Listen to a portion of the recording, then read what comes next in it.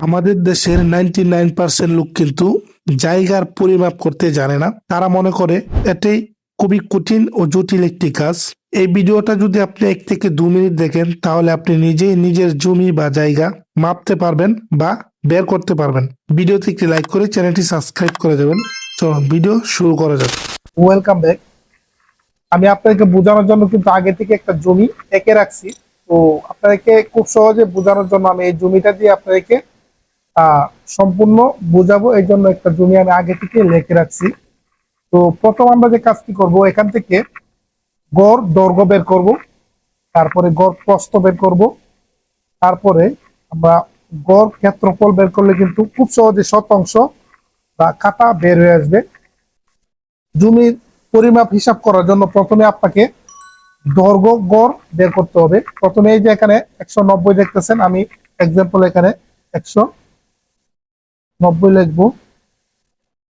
এটাকে যোগ করব 170 দিয়ে।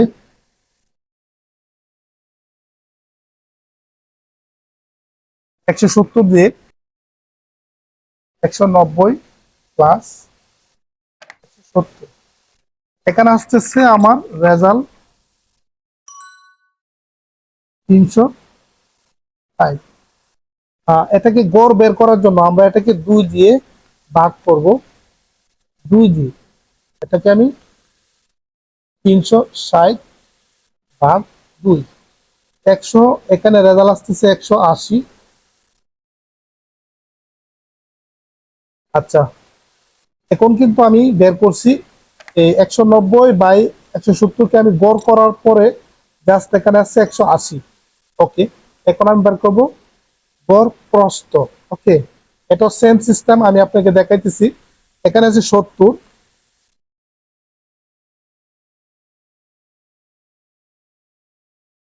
যোগ করব 80 দিয়ে।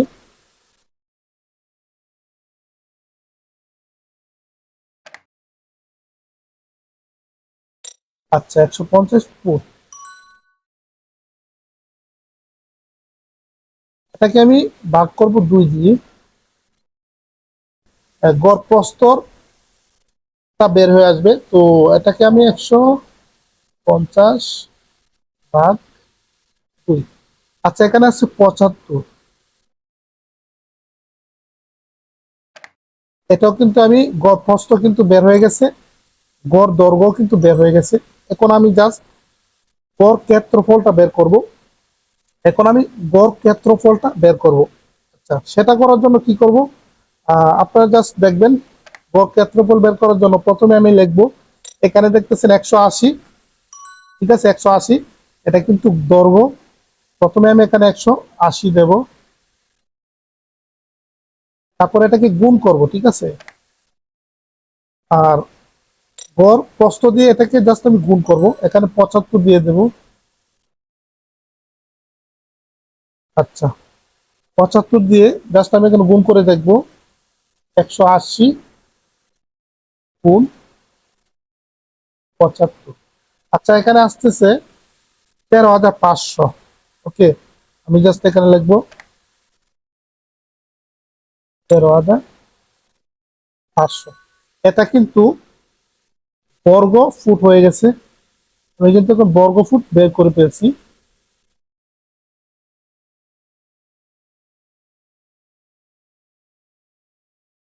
এটা কিন্তু বর্গ ফুট হয়ে গেছে।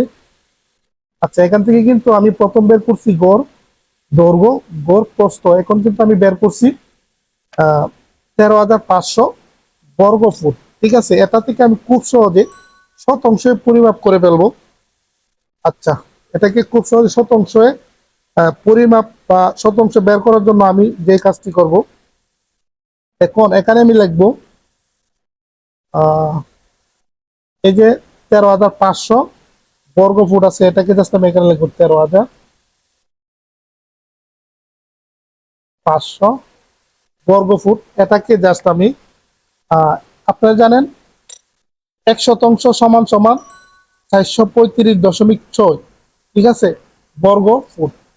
এখন আমি আপনাদেরকে এই 13,500-কে বের করব শতাংশ দিয়ে, সেজন্য আমি এটাকে ভাগ দেব, ভাগ 435.6। দেখি আমরা কত আসে।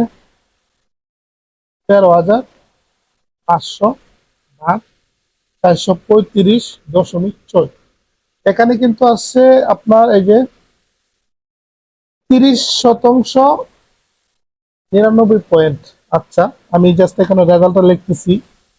এটা রেজাল্ট আসছে আমার বর্তমানে কিন্তু শতাংশ রেজাল্ট চলে আসছে। এখানে আসছে 30.99 শতাংশ। এখন কিন্তু আমি জমির পরিমাপ শতাংশ কিন্তু অলরেডি বের হয়ে গেছে।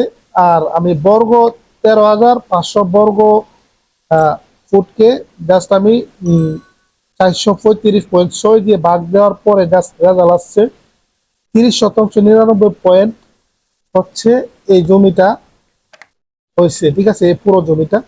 এখন আমি এটাকে কাটা দিয়ে পরিমাপ করব। সেটা কিভাবে করবেন খুব সহজে, সেটা সেম সিস্টেম। আমি জাস্ট এখানে লিখবো 13,500। এটাকে আপনারা জানেন 1 কাঠা সমান সমান 720 বর্গ ফুট। ঠিক আছে, আমি জাস্ট 13,500-কে ভাগ দেব এই যে 720 দিয়ে। আমি এখন দেখতেছি 13,500 ভাগ এই যে এখানে আছে 720। রেজাল্ট কত আসছে 18.75। আচ্ছা, এখানে আমি রেজাল্টটা লিখতেছি 18.75 আটা।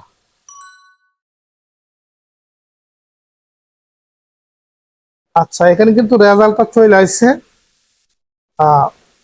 এই যে দেখতেছেন 18 কাঠা 75 পয়েন্ট, 18.75 কাঠা জমি আছে এইখানে।